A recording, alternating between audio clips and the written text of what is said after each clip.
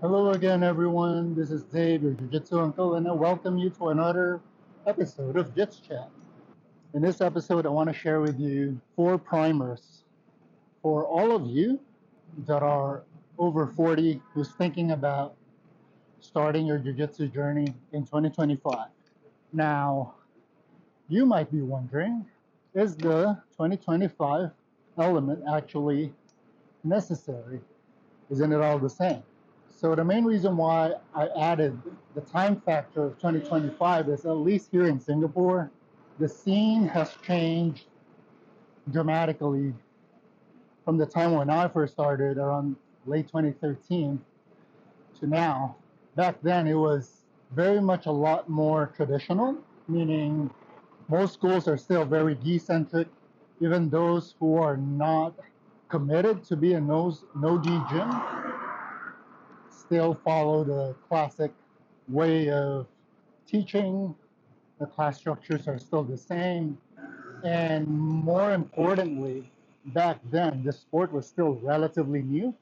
That generally, if you join almost any gym, at least half to 70% of the students, probably 80% of the students, are all relative beginners. They'll be mostly white belts, and you'll be like looking at blue belts, like these advanced gods who seem to know what they're doing. Fast forward to 2025 now, it is very, very different.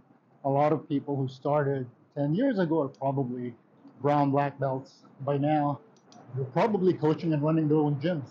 And when you join a gym these days, despite the desaturation, no, sorry, saturation, despite the saturation of new gyms and relatively smaller classes because of the lack of beginners pool, most of the gyms you'll be joining will probably have less white belts now in most of the classes, meaning you join a class and probably the cohort of beginners will drop to like 40%. And you'll have a mix of blue belts, purple in the class. And it's a very different dynamics as before, when everybody seems to be on the same boat, on the same pace when it comes to learning. So as an older person, I think there are some pointers, some primers that I think will be beneficial if you're considering trying this sport out and are unsure about it because of the typical concerns that you might have. Some of the most common reasons why people haven't started attending jiu-jitsu programs, not just now, but ever since, especially for folks who have never done martial arts before, have been the same. Number one would be, am I too old? Number two would be, I'm not fit enough to start yet. Number three, I don't want to get hurt. And number four, I don't know if this is for me. So let me address all those things one by one quickly. One, are you too old? The answer is, it depends. I know that a lot of people will paint the rosy picture that anybody can start anytime. But if you have watched or listened to a previous episode about choosing your gym, I mentioned that the gym culture and the gym style and the class itself matters a lot. If you're joining like an MMA gym or a competition gym, that might not be for you, because if you're absolutely a newbie when it comes to martial arts or fight sports or contact sports even. But if you join classes that are more centered towards recreational grapplers, or at least they have a class or two that are tailored more to beginners and non-competitive folks, then that might be a very, very different scenario. Then in that case, I would say that no, you're not too old to join.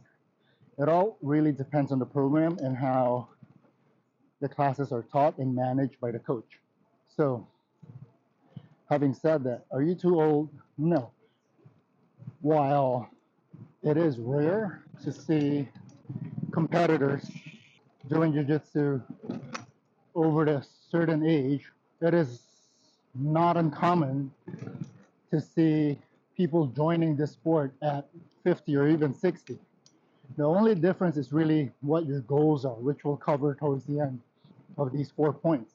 So Are you too old? No. As long as you really want to do it and you express that clearly to the gym or instructor that you're scouting, that you're after a less intense or a safe environment, and you can notice that the school has like enough control and participants that are at the vibe and at the energy you want to train in, you'll be good to go.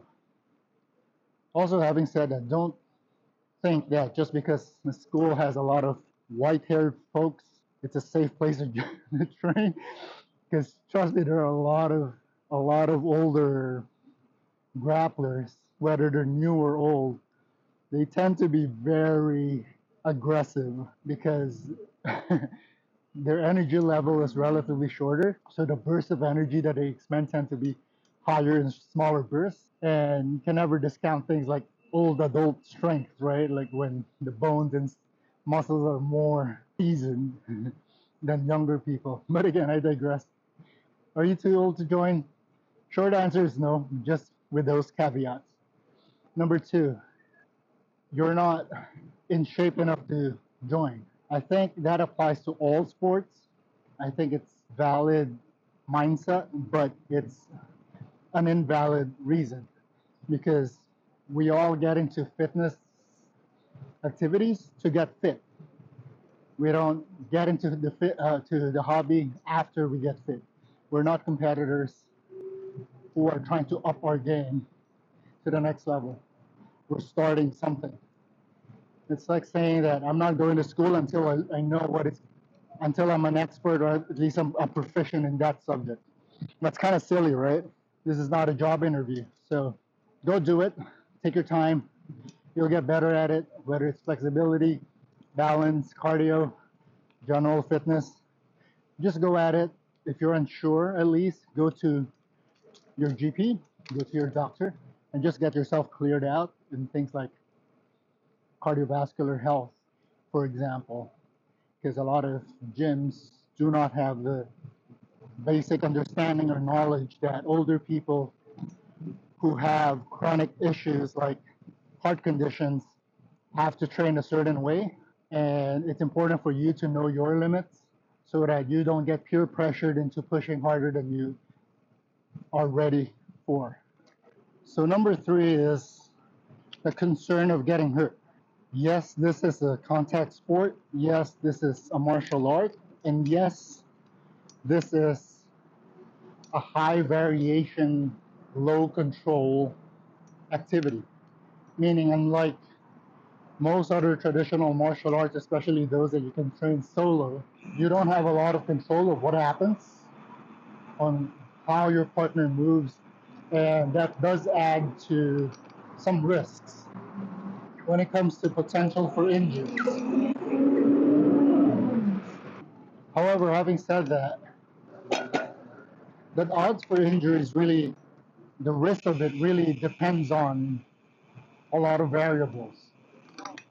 And the biggest one would be you, as to how safe you train and how aware you are of your environment. Meaning, if you are hyper aggressive, it's like a yin and yang thing. If you're hyper aggressive, unless the other party is significantly better than you or more experienced than you to have the awareness of how to adjust, most likely your partner is going to match your intensity, match your aggression. And that's usually where injuries happen, because the faster and the more explosive you move and the more random you move, the less control both of you have as to what the outcome is during that specific sequence. So it'll take time, but if you have the discipline and awareness to train gently and slowly as your skill builds, then you should be pretty okay. So I've been doing this for about actively around 10 years now.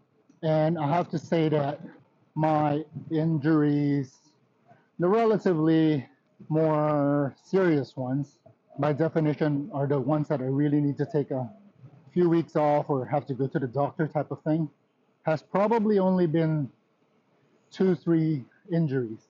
And almost all of them came from the time when I was still a white belt, because I don't have the fundamentals, or I was trying to go harder than my skill and body was capable of. And I was doing a lot of foundational body mistakes and certain moves that caused the injury. Does the partner have something to do with it? Sometimes. But again, a lot of these things come from experience. If you are aware and you're building up the fundamentals for defense, for example, you will know when it is not worth fighting out of a submission, for example. So just tap early before any danger even sets in. So are you going to get hurt? I would say that just like any other sport, I would imagine even if you swim, play golf, play tennis, pickleball, whatever, even just jogging, you will get injured, right? It's just an eventuality if you are doing any form of sports.